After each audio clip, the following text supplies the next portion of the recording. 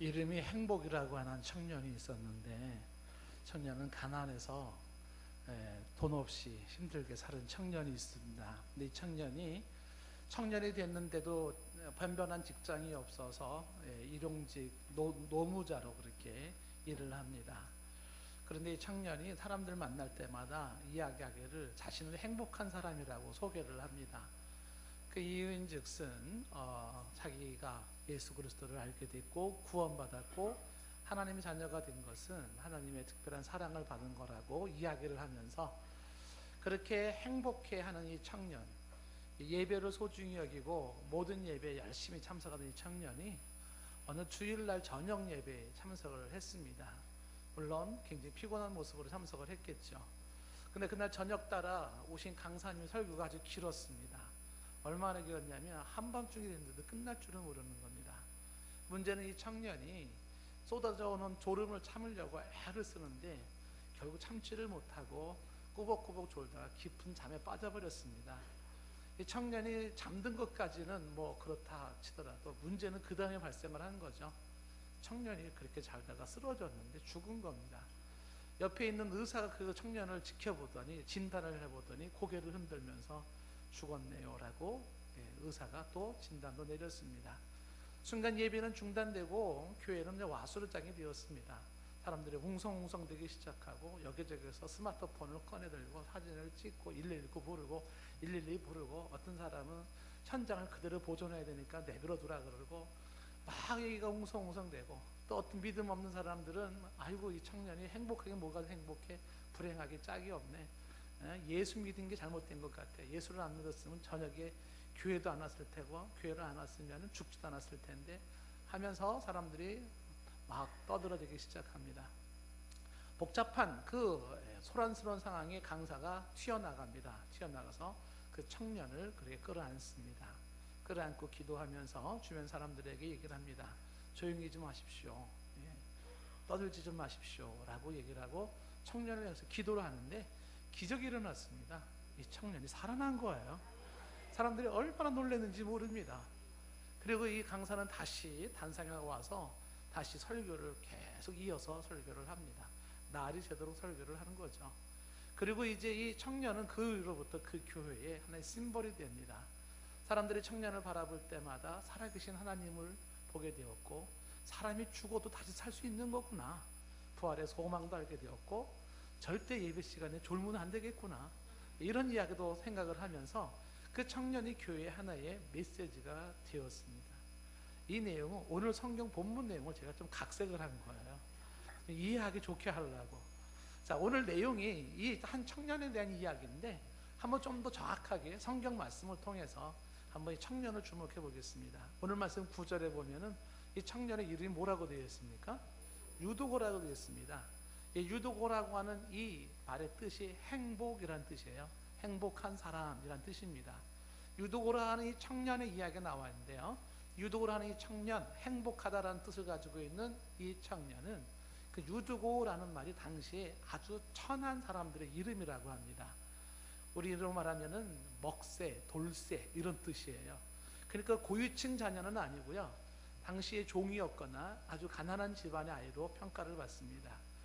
변변한 직장도 없었던 아주 피곤하게 살아가는 그런 사람으로 평가를 받습니다. 그런데 이 청년이 예배에 참석을 한 겁니다. 오늘 말씀 7절 말씀에 보시면은 이 청년이 예배에 참석을 했는데 그 예배 때가 언제냐면 주간의 첫날이라고 말하고 있죠. 주간의 첫날, 다시 말하면 일요일입니다. 일요일에 사람들이 모여 예배를 드리는 겁니다. 안식일은 토요일이었고 안식일 토요일 날에 예배를 드리는 게 아니라 안식 후 첫날에 사람들이 모여 예배를 드리죠. 그것은 유대인들과 구분시키는 한 모습이기도 하죠. 안식일을 토요일을 지키는 유대인들이 아니라 예수님의 부활하신 게 안식 후 첫날 일요일에 부활하셔서 부활하신 예수님을 기리며 모이기 시작한 게 초대교회의 모습입니다. 오늘날 우리가 주일날을 예배로 지키는 것이 바로 이와 같은 성경의 근거를 가지고 있죠. 지금도 토요일을 안식일로 지켜야 된다고 말하는 데가 있는데 그것은 성경적이지는 않죠. 초대교회 당시에는 사람들이 언제 모였냐면 주간의 첫날, 즉 토요일이 아닌 일요일에 모여서 예배를 드리는 겁니다. 그 사람들이 모여서 함께 예배를 드리는데 여기에 유도고라는 청년이 참석을 하게 된 겁니다. 알다시피 주간 첫날에 모였다는 것은 예수님의 부활을 기리는 거 아닙니까? 예수님께서 우리를 위해 죽으셨고 우리를 위해 부활하신 그 부활을 기리며 예수님의 부활의 소망을 갖고 죽음을 이긴 새 생명을 가진 자들이 한마음이 되어서 모이기 시작하는 겁니다.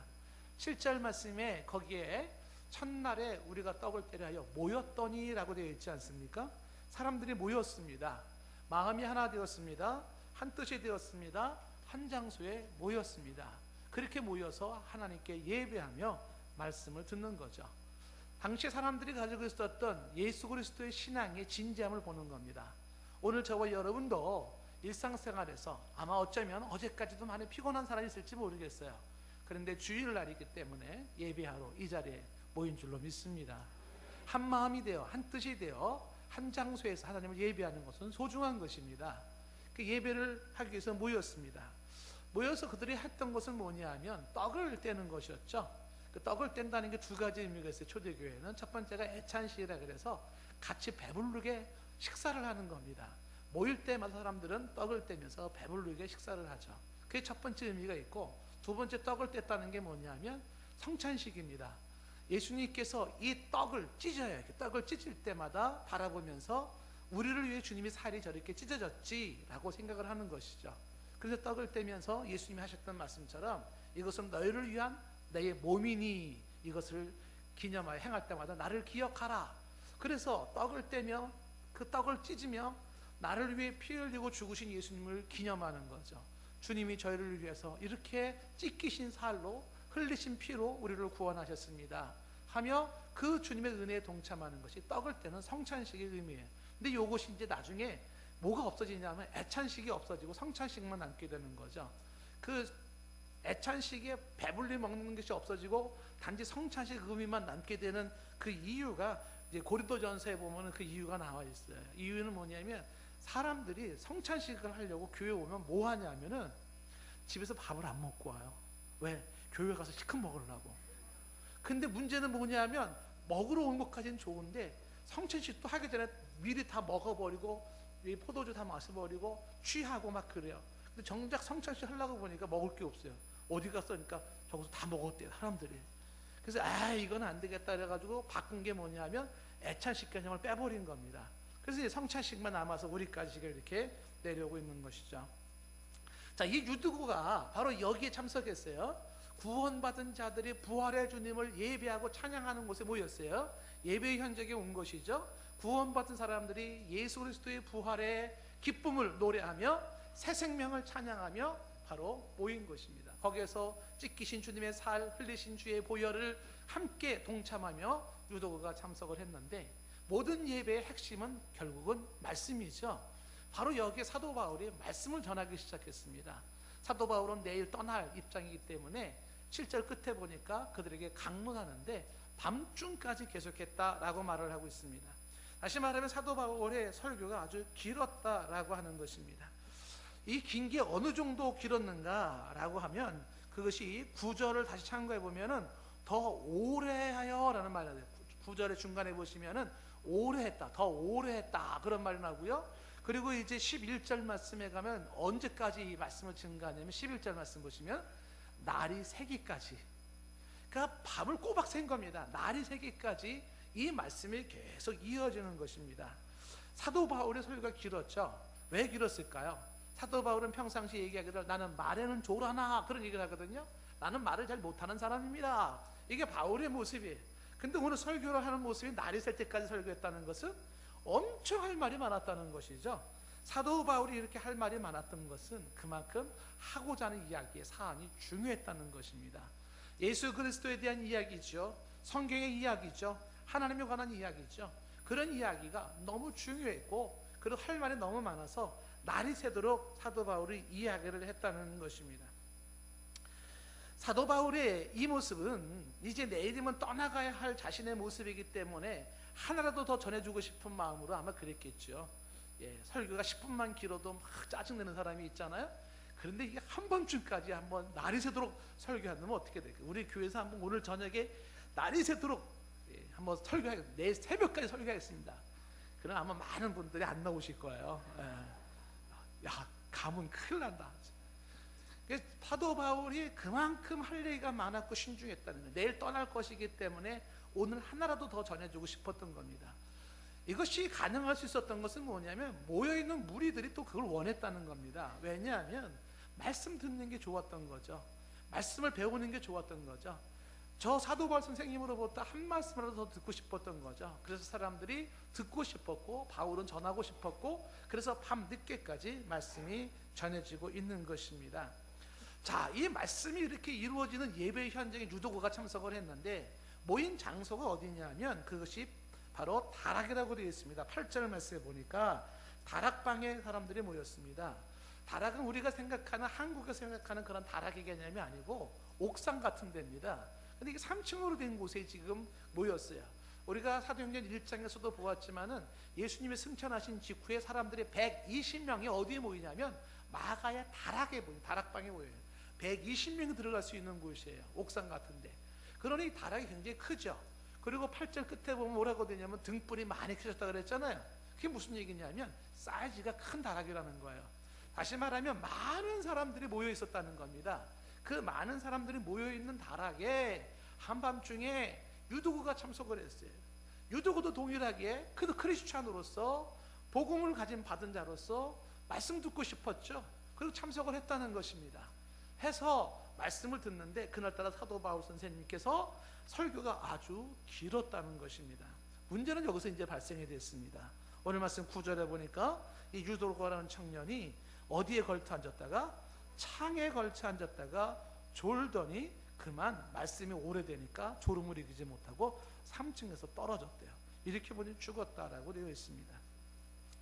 이 유도구라고 하는 행복한 사람의 뜻을 가지고 있는 청년, 그 청년은 예배에 참석했습니다. 잘했죠? 그에게도 신앙이 있었습니다. 믿음이 있었습니다. 말씀 듣고 싶었습니다. 예배 드리고 싶었습니다. 그런데 청년이 앉아있는 자리부터가 심상치 않았습니다. 청년이 앉은 곳은 창가에 걸터 앉았다는 것입니다. 왜 이 청년은 창가에 걸터 앉아 있을까? 여러 이유를 생각해 봅니다. 아마도 사람들이 너무 많이 몰려 있어서 좋은 자리는 어르신들, 노약자들에게 다 양보를 하고 밀려 창가를 갖지 않았을까? 이렇게 좋게도 생각할 수가 있고요. 혹은 조금 안 좋게 생각할 수도 있는 게 뭐냐면 사람이 많이 모인 한밤중에 그 공간에 공기가 좋겠습니까? 공기가 안 좋아요. 근데 창가는 어디예요? 바람이 설설 들어오는 밤바람이 들어오는 시원한 곳입니다. 명당이죠. 그 자리를 선호해서 앉았다고도 볼 수가 있습니다. 그리고 또 창가에 앉아 있으면 간간히 밖을 내다볼 수가 있잖아요. 야경을 즐길 수 있지 않습니까? 예배도 즐기고 야경도 즐기는 일석이조의 자리가 어디예요? 창가입니다. 제일 먼저 와서 앉고 싶은 데가 어디예요? 창가에 앉았다는 것입니다. 근데 문제는 거기서 떨어져 죽었다는 게 문제인 거거든요. 좀 확대된 해석일지 모르지만 이 청년이 앉은 데서부터 문제가 있었다라고 하는 것이에요. 이거는 가벼운 문제는 아닙니다. 여러분, 앉아야 할 자리를 잘 성별하시기 바랍니다. 잘못 앉으면 떨어져 죽습니다. 이것은 단순하게 교회에서의 예배 자리만 말하는 것은 아니에요. 우리가 인생의 자리도 그렇습니다. 인생에서도 내가 앉을 자리가 있고 앉지 말아야 할 자리가 있습니다. 앉지 말아야 할 자리는 위험한 자리입니다. 그 자리를 피하는 게 지혜인 줄로 믿습니다. 인생 속에서 죄 짓는 자리가 있지 않습니까? 싸우는 자리 있지 않습니까? 불평하는 자리 있지 않습니까? 못된 짓 하는 자리 있지 않습니까? 복 있는 사람은 그런 자리를 피합니다. 여러분, 복 있는 사람은 똑똑한 사람이에요. 왜냐하면 못해서 안 하는 게 아니에요. 못 먹어서 안 먹는 게 아니에요. 못 가서 안 가는 게 아닙니다. 똑똑한 사람, 복 있는 사람은 그 자리에 가고 그걸 먹고 그걸 하면 그게 얼마나 자기를 망가뜨리는 건지 안다는 겁니다. 그럼 누가 가지 말아야 할 곳에 가고 누가 먹지 말아야 할 것을 먹으며 누가 하지 말아야 할 것을 할까요? 미련한 사람이 하는 거예요. 바보 같은 사람이 그러는 거예요. 저는 여러분들의 똑똑한 사람이고 복 있는 사람이 되기를 바라요. 그래서 자리를 구분하셔야 됩니다. 내가 있을 자리인가 피할 자리인지를 구분하셔야 됩니다. 이 자리를 잘못 앉은 것이 문제였었다라고 하는 것입니다. 그래서 이 청년은 그 앉은 자리에서부터 사건이 생겼어요. 근데 문제는 그 위험한 자리에서 이 청년이 뭐하고 있다? 졸고 있다는 겁니다. 오늘 말씀 보니까 9절에 깊이 졸더니 그랬습니다. 깊이 잠에 빠진 거죠. 그런데도 바울의 강론이 길었습니다. 아마 사도 바울은 깨우지 않은 것 같아요. 안 깨우고 계속 그냥 설교를 했던 것 같아요. 이렇게 청년이 졸음을 이기지 못하여서 결국은 떨어지는 사고를 당하게 되는 것입니다. 이 청년이 졸음을 이기지 못해서 떨어졌다. 왜 그렇게 졸았을까? 뭐 여러 가지 생각해 볼 수 있지 않겠어요? 그냥 피곤하게 일하는 노무자 입장에서 한날의 피로, 어제의 피로를 씻지 못하고 계속해서 그 피로의 누적이 이렇게 잠을 자게 했다, 이런 뜻도 될 수가 있고요. 혹은 모인 사람들이 너무 많다 보니까 후끈후끈 열기와 그 공기의 탁함 속에서 정신이 몽롱해질 수 있었겠죠. 창가에 앉았을지라도. 그래서 결국은 쓰러졌다, 이렇게 볼 수도 있고요. 뭐니 해도 설교가 한밤중을 넘어가니까, 그러니까 이제 보통 9시, 10시는 자야 되는데 12시가 넘도록 설교가 계속되고 있으니 결국은 쓰러질 수밖에 없었겠죠. 결국 이 청년은 그렇게 잠을 자다가 떨어지게 된 것입니다. 청년이 창가에 앉았다는 것, 청년이 졸다가 떨어져 죽었다는 거예요. 어떤 분이 이 성경 본문을 가지고 설교 제목을 잡았어요. 설교 제목이 보면 졸면 죽습니다. 이 설교 제목을 가지고 설교하는데 그래도 졸더래요. 졸면 죽습니다 라고 막 설교하는데 그대로 졸다는 거예요. 어떻게 하겠어요? 그냥 주무시기 내버려야 되지 않겠습니까? 자, 문제는 뭐냐 하면, 몸이 약하신 분들이라든지 혹은 정말 전날에 너무 피곤한 사람들이라든지 이런 분들이 정말 졸음을 이기지 못해서 예배 시간에 조는 거는 어쩔 수가 없어요. 그 뭐 천하장사도 이기지 못하는 게 눈꺼풀은 이기지 못하잖아요. 천하장사도 못 이깁니다. 눈꺼풀은 못 이기는 거예요. 그 얼마나 무거운데요. 안 됩니다. 손으로 이렇게 받쳐도 안 됩니다. 이게 그냥 내려오잖아요. 근데 문제는 뭐냐면, 그렇게 피곤해서 말씀을 못 듣고 좋으시는 분들은 그런 대로 괜찮아요. 그런데 예나 지금이나 공통된 게 뭐냐면, 예배 시간에 조시는 분들의 특징이 거의 영적 상태가 메마라 있거나 죽어 있는 분들입니다. 영적 상태가 죽어 있는 분들은요, 10중 8구 좁니다. 정확해요. 찬송에 감동 없습니다. 기도에 간절함 없습니다. 예배 열정 없습니다. 그 죽어 있는 모습이 눈에 벗어 딱 보입니다. 말씀에 대한 사모함 없습니다. 영이 죽은 사람의 특징은 그래요. 근데 영이 살아있는 사람 있잖아요. 이런 사람들은요, 말씀을 듣고 싶어하는 사모함이 남달라요. 말씀에 귀를 기울이는 모습이 남달라요. 찬송할 때 얼마나 간절한 마음으로 찬송하고, 기도할 때 얼마나 간절한 마음으로 기도하는지 모릅니다. 그 영이 죽어있는 자의 모습이 뭐냐면 잠든 자의 모습이에요. 영원히 잠든 자의 모습이라는 겁니다. 저도 가끔 설교하다가 보면은 몇 분이 주무실 때 막 이제 그분들 안 보고 설교하려고 애를 많이 써요. 왜냐하면 제가 시험 들어요. 어떻게 이 설교 말씀이, 나는 막 속에 달아가지고, 몸이 달아가지고 막 목에다 핏대를 세워가지고 막 그냥 흥분해가지고 얘기하는데 꾸벅꾸벅 졸고 있으면 막 제가 시험이 드는 거예요. 그래서 내가 정말 설교를 해야 되나 말아야 되나 막 이런 생각이 들잖아요. 근데 어느 목사님이 위로를 하시더라고요. 뭐라고 위로를 하냐면, 예배 시간에 조시는 분은 결코 교회를 떠나지 않는데요. 그래서 제가 위로를 받았습니다. 그렇구나. 다 조시겠어요? 아니죠? 그렇다고 졸면 안 되겠죠. 교회에서 잘 조시는 분들은 그 교회 안 떠난답니다. 그런데 문제는 뭐냐면, 영적 상태가 좋지 않아서, 영적 상태가 좋지 않아서 결국은 말씀에 집중하지 못하고 있는 거예요. 이 유도가에게 지금 아쉬운 점이 뭐냐면, 하나님의 말씀에 집중하지 못하고 있다는 겁니다. 아마 여러 가지, 여러분들도 설교 듣다 보면 막 딴 생각나고 집안 생각나고 회사 생각나고 막 해서 집중이 안 될지도 몰라요. 설교 말씀을 듣고 설교자는 쳐다는 보고 있지만은 집에 그 가스불은 끄고 왔나? 그 문은 제대로 잠갔나? 내일 그 바이오 만나서 무슨 얘기하지? 그 아들놈이 속색인 거 어떻게 되는 거지? 뭐 이런 잡생각들, 여러 생각들 들지 않겠습니까? 그 설교 말씀에 집중이 안 돼. 하나님이 지금도 예배를 통하여서 나를 만나시고, 하나님이 지금도 말씀을 통해 내게 말씀하시는데 그 음성이 들리지가 않아요. 그것이 보이지가 않는 거예요. 이것이 문제가 되는 것이죠. 결국은 이 유두고는 하나님의 말씀을 듣지 못하는, 집중하지 못하는 그런 입장이 되었습니다. 데살로니가 사람들처럼 말씀을 들어야 되는데, 말씀을 들을 때 하나님의 말씀으로 들어야 되고, 베레아 사람들처럼 그 말씀이 그러한가에 날마다 상고해야 되는데, 우리가 사도행전에 보았던 것처럼 어떤 이들은 사도 바울이 말을 전할 때 뭐라고 반응합니까? 그 말씀 다음에 또 해주십시오, 또 듣고 싶습니다, 이런 반응이 있었지 않습니까? 그런데 어떤 사람들은 귀를 막고 그리고 돌을 던지고 그런 사람도 있지 않았어요? 하나님의 말씀이 주어질 때 그것이 내 손에 성경책으로 내 삶의 현장에서 예배 시간에 어떤 모습으로든지 간에 하나님의 말씀, 그 말씀 앞에 저와 여러분은 귀를 기울이고 집중하는 은혜가 있기를 바라요. 말씀에 대한 사모함이 있기를 원합니다. 병든 아기는 젖을 찾지 않습니다. 건강한 아기가 젖을 찾는 거예요. 그렇지 않습니까? 병든 영혼들은 여호와의 말씀을 사모하지 않아요. 여러분 일주일 동안 성경책 봅니까? 읽습니까? 말씀 듣고 싶어하고 공부합니까? 영적 상태를 정확하게 진단할 수 있지 않아요? 내 영이 살아있다 그러면은요, 성경을 펴지 않을 수가 없지요. 말씀을 읽지 않을 수가 없지요. 내 영이 살아있다 그러면 그 말씀을 듣고 싶어하고 사모하겠지요. 내 영이 죽어있기 때문에 말씀에 대한 사모함이 없는 거예요. 정확한 겁니다. 신앙 좋은 척 착각하지 마십시오. 진단은 정확하게 나와 있습니다. 졸고 있지 않습니까? 말씀에 대한 사모함이 없지 않습니까?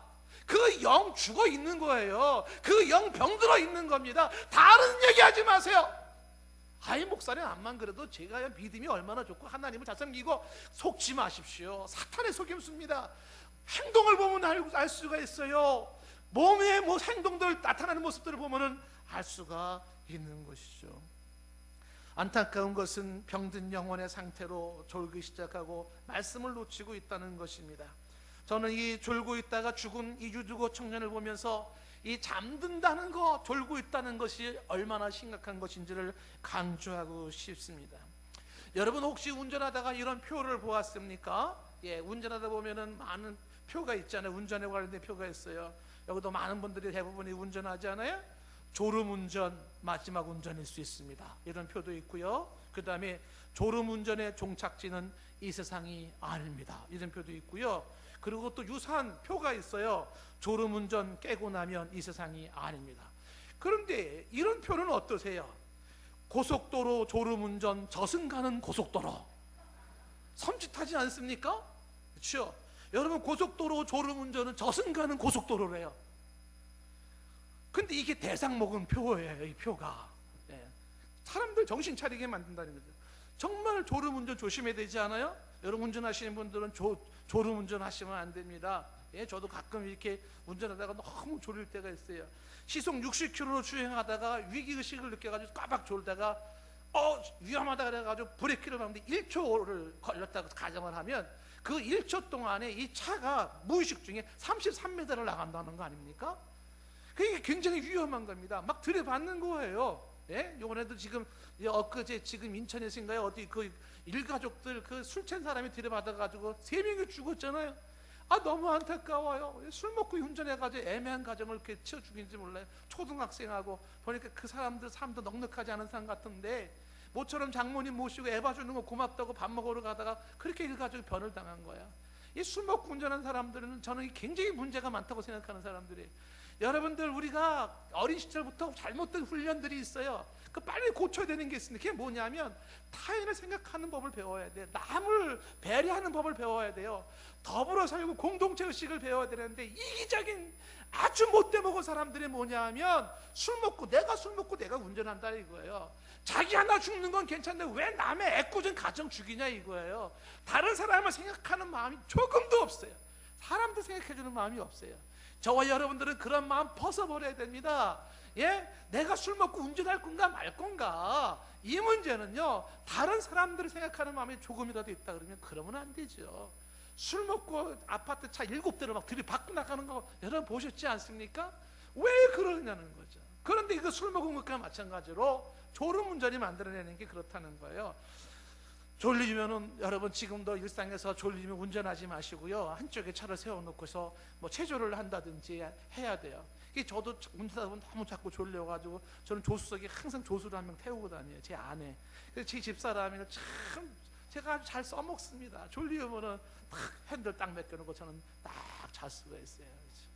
우리 집사람은 그걸 모르고 열심히 해주고 있지만은 얼마나 좋은 충실한 조수인지 몰라요. 조수가 아니라 상전입니다. 말을 다 잘해. 이게 잘못해. 이게 잘해. 이게 큰일 난다고요. 조수가 아니라.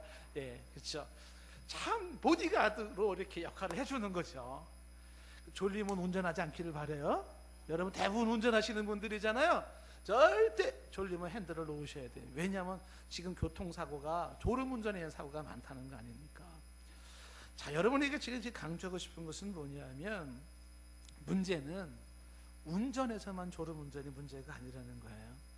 인생에 졸음운전이 있습니다. 근데 인생을 비몽사몽간에 몽롱한 모습으로 소위 막 살아가는 인생이 있다는 거예요. 정신 차리고 인생을 살아야 되는데, 깨어있어 내 인생을 운전해야 되는데, 그렇게 영원히 인생이 졸고 있으면서 그렇게 무방비 상태로 흘러가고 있는 인생이 있다는 것이죠. 이게 또 심각한 문제라는 겁니다. 차에 탈 때만 정신 차리고 전방을 주시하고 그리고 안전운전을 해야 되는 게 아니에요. 그뿐만이 아니라 우리의 인생도 안전운전을 하기 위해서 깨어 있어야 되고, 눈을 동그랗게 떠야 되고, 전방을 바라봐야 되는 겁니다.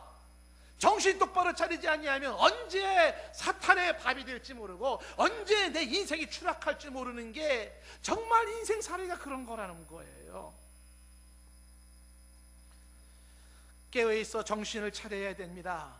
인생의 졸음운전이 무섭습니다. 베드로전서 5장 8절 말씀에 우리가 종종 인용하던 말씀 아닙니까? 근신하라, 깨어라 그랬죠. 여러분 정신 차리고 깨어야 됩니다. 왜 그래요? 너희 대적 마귀가 우는 사자같이 두루다니며 삼킬 자를 찾고 있기 때문에 그렇습니다. 사탄의 밥이 되지 않으려고 그러면 어떻게 돼요? 깨어 있어야 됩니다. 정신 똑바로 차려야 됩니다. 안 그러면 사탄이 기가 막힌 모습으로 잡아먹는 거예요. 예? 잡아먹습니다. 로마서 13장 11절에도 말씀하고 있지 않아요? 또한 너희가 이 시기를 알거니와 자다가 깰 때가 벌써 되었으니, 여러분 깰 때가 된 줄로 믿습니다. 깨야 됩니다. 정신 차려야 됩니다. 이는 이제 우리의 구원이 처음 믿을 때보다 가까워졌어요. 12절 말씀에 계속 이렇게 말합니다. 밤이 깊고 낮이 가까웠으니 그러므로 어둠의 일을 벗어버리고 빛의 갑옷을 입자. 여러분 어둠의 일을 벗고 빛의 갑옷을 입기를 바래요. 어둠의 일이 뭔 줄 아십니까? 이어지는 13절 말씀에 나와 있어요. 낮에와 같이 단정히 행해야 되는데, 많은 사람 앞에 서는 것 같이, CCTV 앞에 있는 것 같이 단정하게 살아야 되는데, 어둠 속에 사람이 안 보는 줄 알고, 많은 사람들이 안 보는 줄 알고 CCTV도 없다고 생각하는 사람들, 그런 사람들이 나타나는 게 뭐예요? 방탕함과 술 취함과 음란함과 호색함이 있어요. 다툼과 시기가 있습니다. 다른 사람들이 나를 지켜보고 있다고 한번 생각을 해보세요. 카메라가 나를 지금 집중하고 있다고 생각해보세요. 어떻게 그렇게 막 살 수가 있어요? 어떻게 그렇게 음란할 수가 있어요? 그런데 밤을 살고 있는 사람들이 있어요. 그 영혼이 잠든 영혼들이에요. 그 잠든 영혼들은 밤을 살면서 어떻게 되냐요? 안 본다고, 사람들이 없다고, 그러니까 외진 곳에서 한밤중에 사건 일으키지 않아요? 사람들이 방탕하고 술 취하고 음란하지 않아요?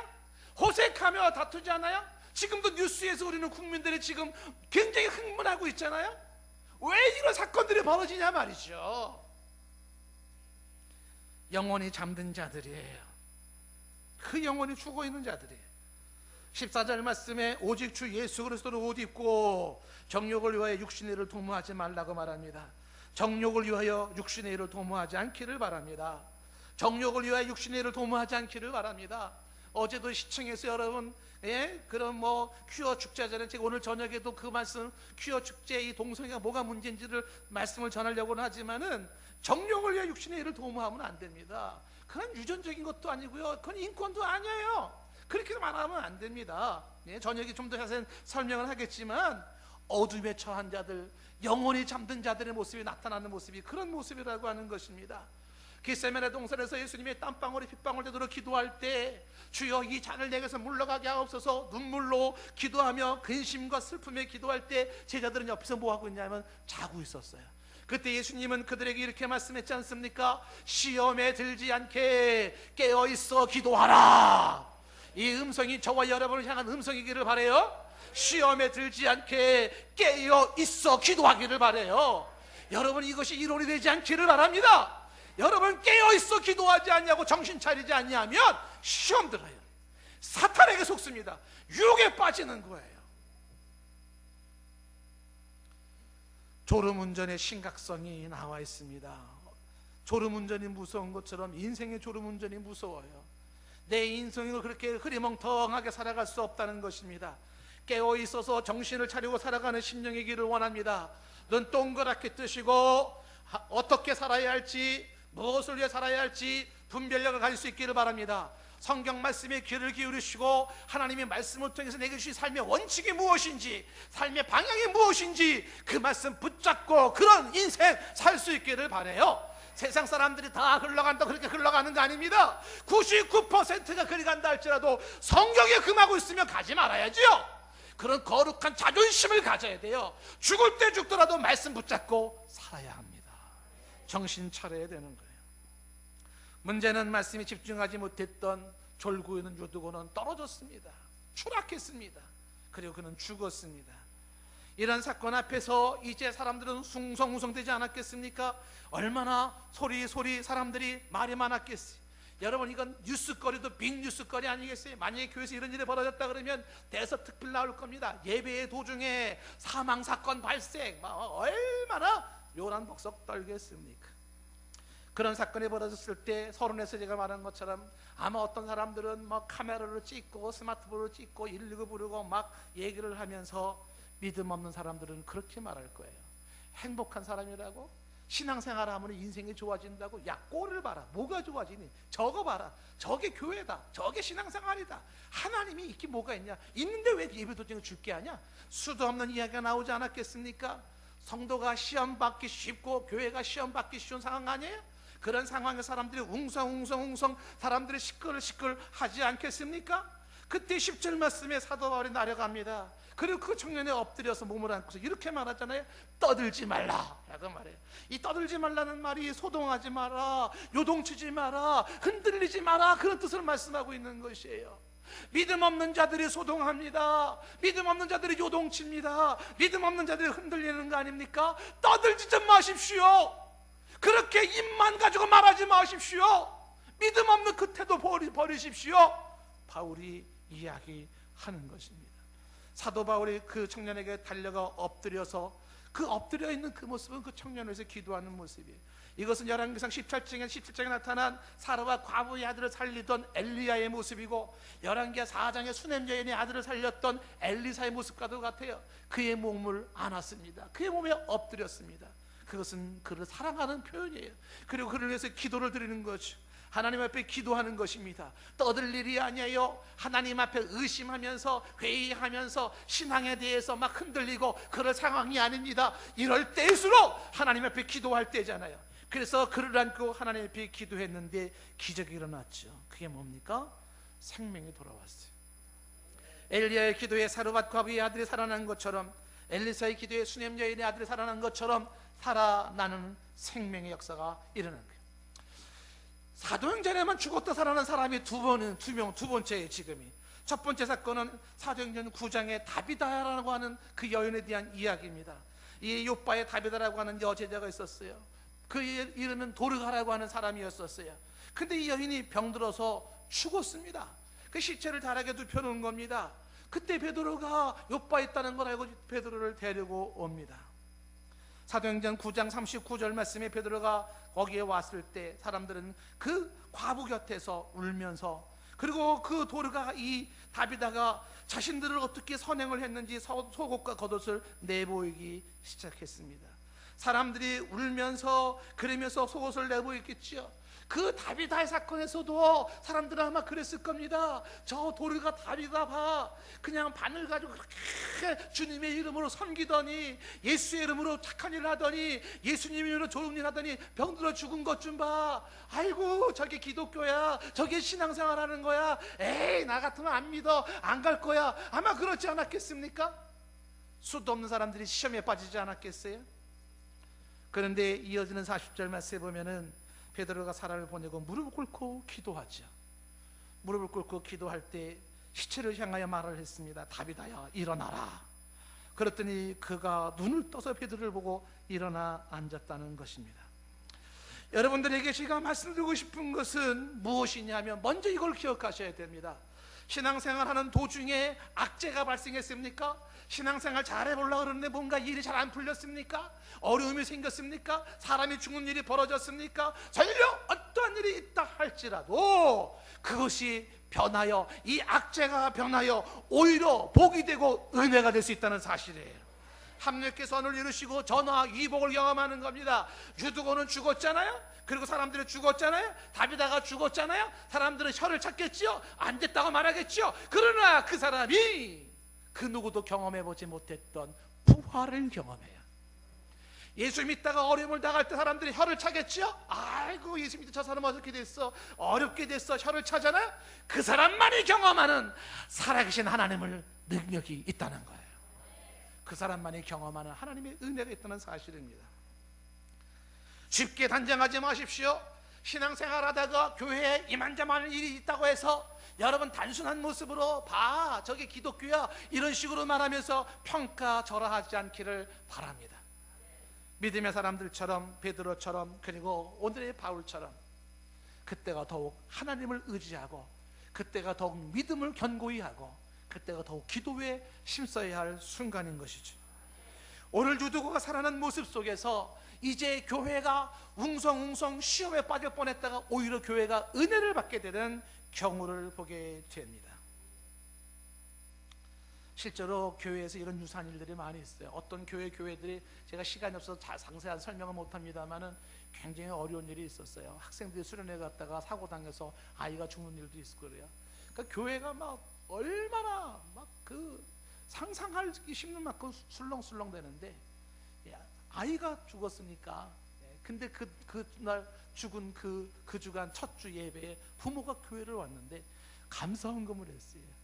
거액의 감사헌금을 드리면서 그 죽은 아이의 부모가 감사를 5가지를 쫙 했는데 구구절절히 아이가 때 묻기 전에 순결한 모습으로 하늘나라에 가서 감사하고 하면서 쭉 얘기하는데 그 5가지의 감사에 온 교회가 울음바다가 됐어요.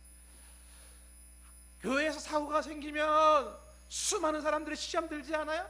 아, 엘리베이터에 누가 꼈대. 아, 나 교회 안 나가. 동산교회 너무 오래된 교회야. 이러고서 교회 안 나온 사람 있지 않아요?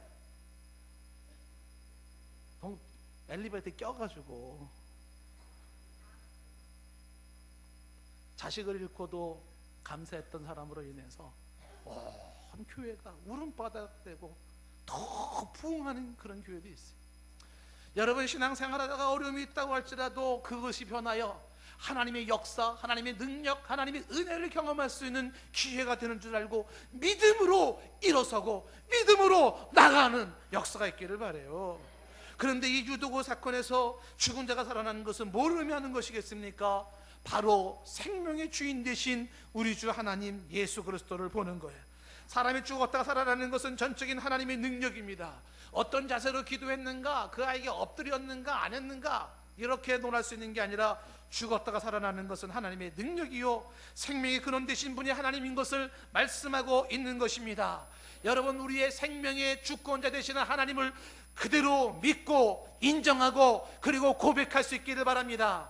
나의 생사화복이 주의 손에 있다고 고백할 수 있는 사람이 되기를 원해요. 하나님의 생명을 주셨습니다. 하나님의 생명을 유지시킵니다. 하나님의 생명을 걷어가십니다. 아멘이신가요? 하나님이 생명을 주시고 하나님의 생명을 유지하시고 하나님의 생명 걷어가는 거예요. 잘 살 것 같은 사람도요 불러가시면 가는 거고요, 곧 죽을 것 같은 사람도요 하나님이 생명을 연장하시면 오래 살게 되어 있습니다. 암 가지고요 다른 사람보다 더 오래 사시는 분도 계시고요, 암 없는데도 빨리 가시는 분도 계세요. 하나님께서 살고 죽는 것은 하나님의 손에서 하나님이 역사하시는 게, 우리가 신명기 말씀을 새벽마다 보면서 은혜 받지 않아요? 살고 죽는 것이 하나님에게 있고 상함과 치유하심이 하나님의 손에 있다는 말씀 아닙니까? 병이 들게 하시는 것도 그 병을 낫게 하시는 것도 하나님인 줄로 믿습니다. 하나님이 의사의 손과 판단력과 손길을 주장하시고 하나님께서 먹을 걸 먹게 하시고 안 먹을 걸 안 먹게 하시고 쉴 때 쉬게 하시고 내 몸의 신진대사를 돌아가게 하시고 하나님이 이 모양 저 모양으로 치료하신다면 치료하시는 것이고 그 병이 필요하다면 허락하실 것이고 하나님의 손에서 이루어지는 것입니다. 유두고의 부활 사건은 다시 한번 성도들에게 은혜가 되었습니다. 부활의 실증이죠. 죽었다고 끝이 아니라 다시 살 수 있다는 산소망을 본 것입니다. 온 성도들이 부활의 소망을 다시 한번 굳게 붙잡는 기회가 된 것입니다. 오늘 12절 말씀에 보면은 사람들이 살아난 청년을 데리고서 적지 않게 위로를 받았다고 하지 않습니까? 그렇지요. 교회가 위로가 되고 은혜가 되었습니다. 한 청년이 죽었다가 술렁술렁 됐던 그 분위기가 변하여서 이제 살아난 청년을 통하여서 부활의 소망을 갖게 되고 살아계신 하나님에 대한 믿음을 갖게 되었고, 그리고 정신 똑바로 차리고 살아야 되겠구나, 이런 생각을 가지며 은혜가 된 것이죠. 여러분, 마가복음 5장의 내용으로 오늘 설교를 정리하고 싶습니다. 마가복음 5장에 거기에 보면 회당장 야이로에 대한 이야기가 나오는데, 야이로의 딸이 죽게 된 것입니다. 그 딸이 죽을 때 예수님이 그것을 지나가고 애비된 심령에 이 회당장 야이로가 예수님 앞에 나와 간청을 합니다. 마가복음 5장 22절에 뭐라고 간청하냐면 예수를 보고 그 발에 엎드립니다. 그리고 5장 23절에 말씀하기를 내 어린 딸이 죽게 됐다는 거예요. 그러니 오셔서 그의 손을 얹으셔서 그를 구원을 받게 해달라고, 살게 해달라고 아버지가 간청을 하는 겁니다. 그 아버지와 예수님이 대화하는 와중에 수많은 사람들이 몰려있는 상태에서 피를 절절 흘리던 여인이 예수님의 옷자락만 만져도 낫겠다고 예수님의 옷자락을 잡았다가 그 여인이 치료받은 사건도 있어요. 그 청년의 그 여인의 피가 멈추게 된 것이죠. 그러면서 겁에 질려있는 여인에게 예수님께서 딸아, 네 믿음이 너를 구원하였다, 평안히 가라, 이런 대화를 주고받고 있을 때에 그 회당장 집에 사람들이 막 달려왔어요. 그리고 회당장에게 이렇게 이야기를 전합니다. 마가복음 5장 35절 말씀에 뭐라고 말하냐면 당신 딸이 죽었나이다, 이렇게 얘기를 하는 거예요. 딸이 죽었다는 거예요. 그러면서 이제 선생님을 더 이상 괴롭게 하지 말라는 거예요. 저 예수님 부르지 말라는 겁니다. 이미 딸이 죽었다라고 이야기를 하는 것입니다. 이 이야기에 아마 이 회당장은 하늘이 무너지는 심령으로, 아마 파랗게도 노랗게 된 심령으로 그 자리에 주저앉았을지 모릅니다. 그때 5장 36절에 예수님이 회당장에게 이렇게 말을 합니다. 두려워하지 말고 믿기만 하라. 두려워하지 말고 요동치지 말고 소동하지 말고 믿음을 가지라고 이야기를 합니다. 예수님께서 이렇게 말씀하신 이유가 무엇일까요? 그리고 예수님이 베드로와 야고보와 요한을 데리고서 그 회당장 집에 갑니다.